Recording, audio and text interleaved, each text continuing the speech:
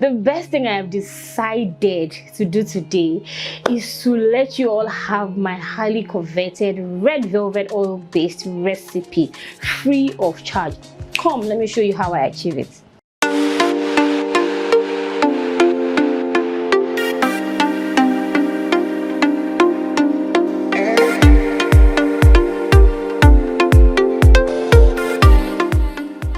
So guys, we're going to be going straight into the video now, and we're going to be learning how to bake up the best red velvet cake recipe ever. This is an oil-based recipe, and I have everything all pre-measured. This recipe I'm going to be giving you is going to be serving 2 8-inch square-shaped pans conveniently.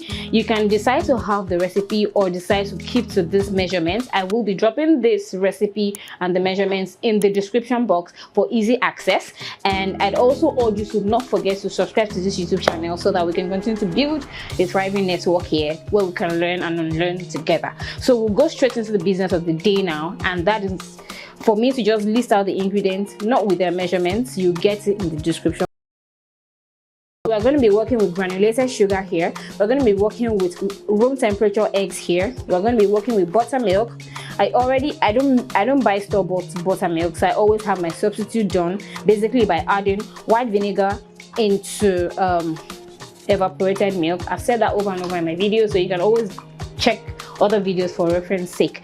And we're going to be using vegetable oil in this video. I'm not talking about flavored oil, just direct vegetable oil. And then definitely I have a secret ingredient that I always don't miss out, and that is the lightly brewed plain coffee already prepared here. And of course we have the red velvet color, red velvet powder.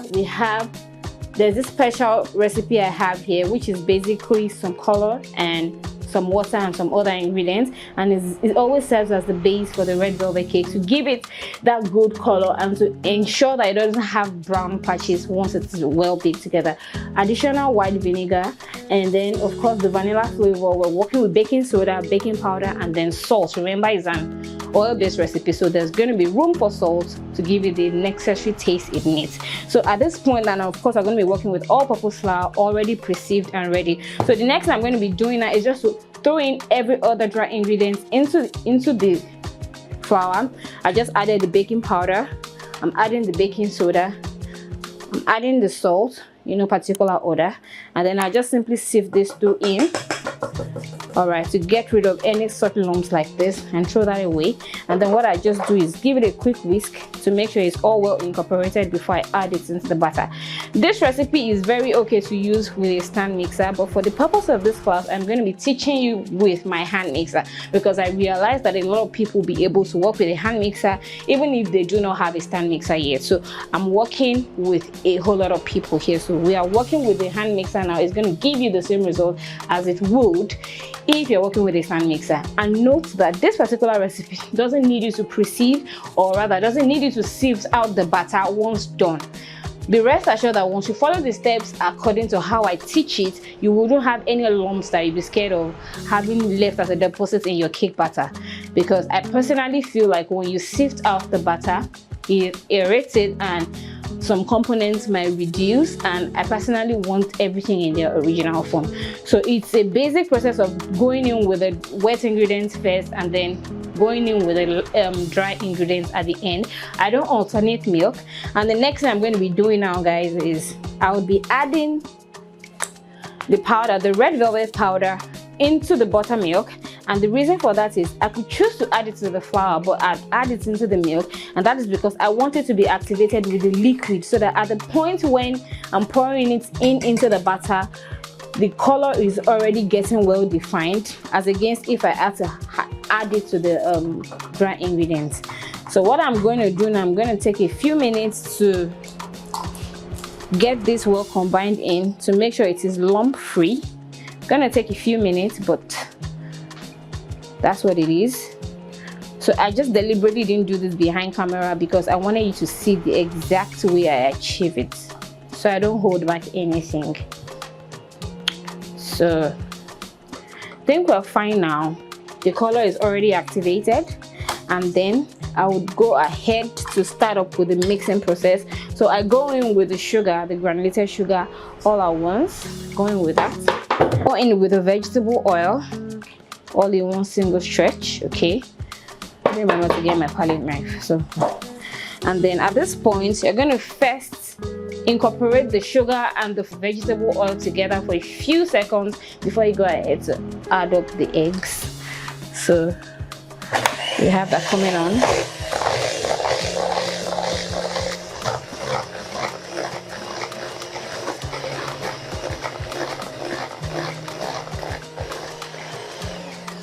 So that's okay. So the next thing I'll be adding will be the eggs. I'll add this in about 2 additions depending on the volume you intend making, but because it's not so much, so I'll just add this in 2 additions to make sure it's all well blended in.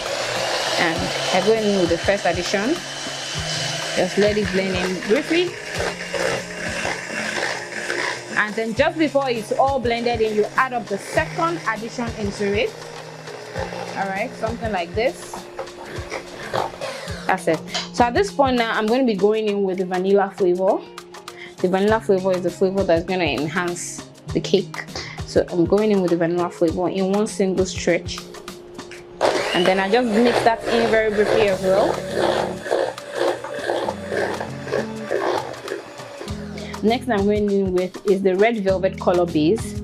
This goes in a single stretch as well. Alright. And then I blend this in.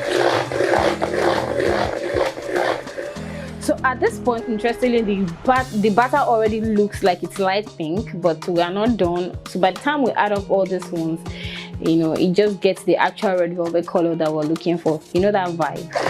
So it goes in now. And then the next I'm going to be adding will be the milk in about 2 additions as well. So I go in with it like this. You can see how it is changing already. Good. There you have it.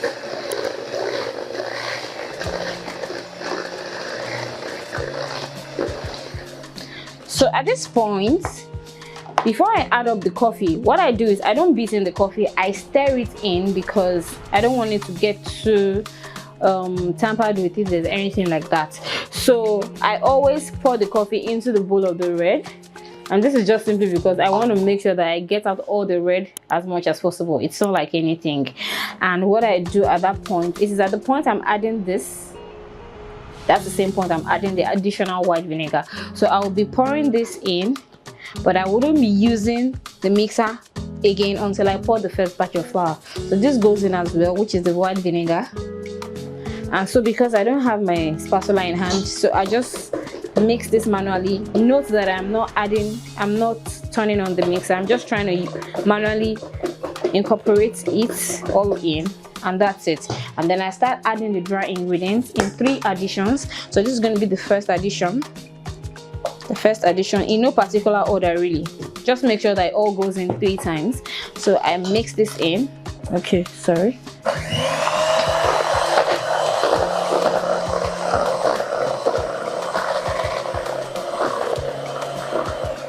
And the cocoa powder, I forgot to add that, but it's not too late. So what I'm just going to be doing is just going to be adding into the remaining ingredients that I have not added. So basically I'm going to be using 2 tablespoons of the cocoa powder in this recipe, and that's that. So it's really nothing. Sift it all in the way I did earlier, making sure it's well incorporated, and I just go ahead to mix it in. This is also going to enhance the color to make it have like that slightly maroon color that it's supposed to have. Okay, so I've added the first batch of dry ingredients, so I'm going to be adding the second batch right now.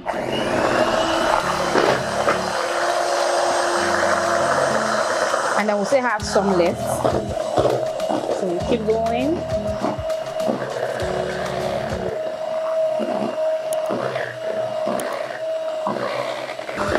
And then the last batch is going in now.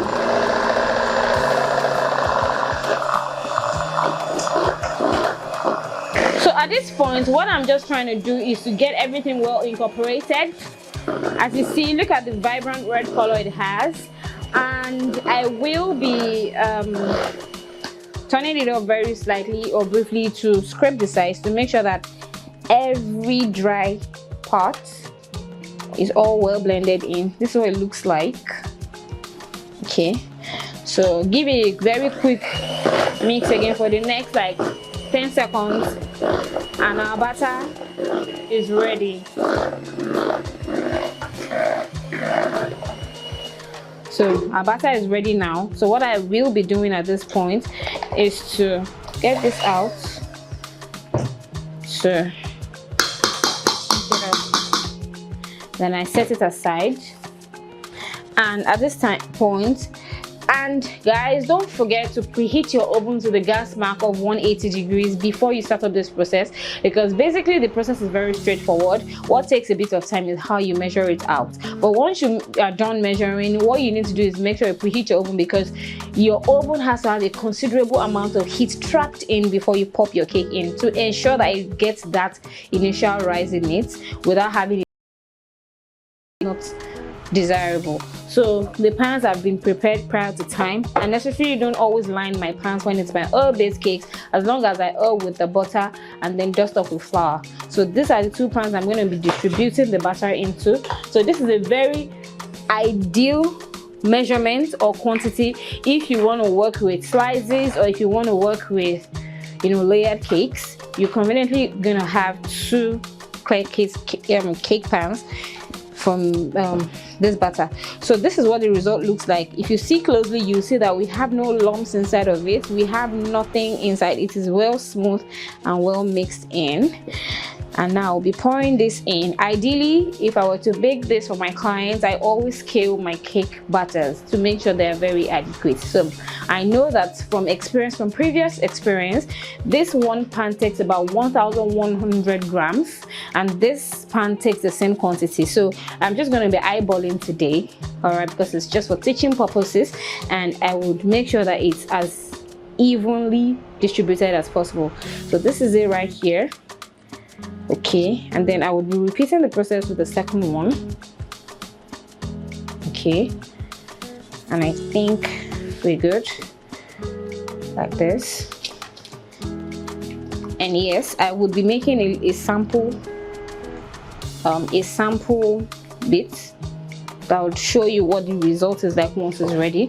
So this looks very equal. So what you need to do is tap this gently in the center point of the table about 2 times, and this one as well, to make sure that you get rid of every trapped air pocket in it, so that you don't have pebbles or holes in your cake when you cut through it when it's baked. So this is ready to be popped into the oven now. I'm going to be going behind the camera now to get something to use to bake up this, to show you as a sample. So this is the test dose pan that I'm going to be using to show you all what the result looks like. So I'm just going to be throwing in the remaining bit of the batter into it.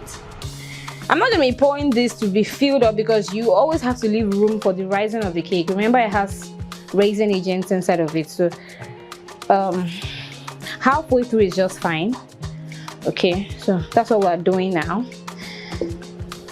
And don't forget, and again, just pop this gently to make sure that every air pocket is trapped in. So I'll be popping this into the oven, and then I'll be right back to show you the results in a few minutes. It bakes for approximately 45 to 50 minutes depending on your heat intensity, but don't forget that you put it on the mark of 180 degrees or the gas mark of 4 in your oven. I'm going. So now this is the result of the cake after baking for 52 minutes precisely, because I used the oven timer, and this baked for about 33 minutes approximately, and this baked for about 52 minutes in total of it. So I will be showing you how I flip it now, and then I'll be using this as a taste test to see how the texture looks like. So first of all, let's try to remove this one. Remember that I oiled the pan well, so you can see how easy it is to come out. So I'm just flipping this, and this is what it looks like on the bottom side. And then we'll go with the second one too, and this also is what it looks like on the bottom side. So I just simply turn it around now, and turn it around now. You can see from the video that the sides are very well even and defined. You don't have any brown patches, and it looks just nice. So I'll set this aside while I use this as a taste test. Just simply turn this over too. All right, and that's what we have. So There you have it, guys. This is the bottom side, this is the side, and this is the up. As I can see, the texture is really nice. So I'll be cutting this now just into 2 halves to show you what it looks like on the inside. And there you have it, guys. This is what it looks like. I know you all like the results. I also like it too. No dominance, no sunken centers, and perfect bouncing texture. Now this is going to be all for the class. I hope you learned something. I hope I've been able to convince you that my red velvet cake is the best ever. Now if you would like more content as this, kindly let me know in the comment box and share your thoughts, your opinions, and when you try it out, drop your reviews and feedbacks, and I will be very glad to attend to whatever questions you might have regarding the recipes or future recipes. Till next time, guys, I remain your favorite baker girl, Famous Dessertsville. Bye.